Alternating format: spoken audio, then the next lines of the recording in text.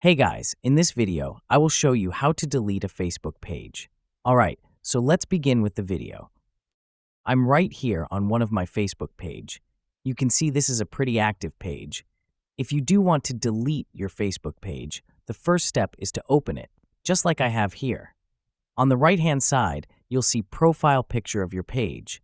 Click on it, and from there, you'll need to find the Settings and Privacy option with the little gear icon.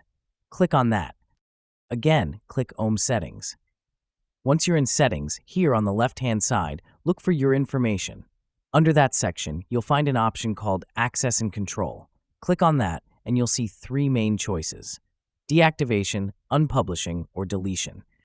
Deactivation is temporary. It just puts your page on hold, which is useful if you want to take a break but not get rid of it completely. Unpublishing is also temporary.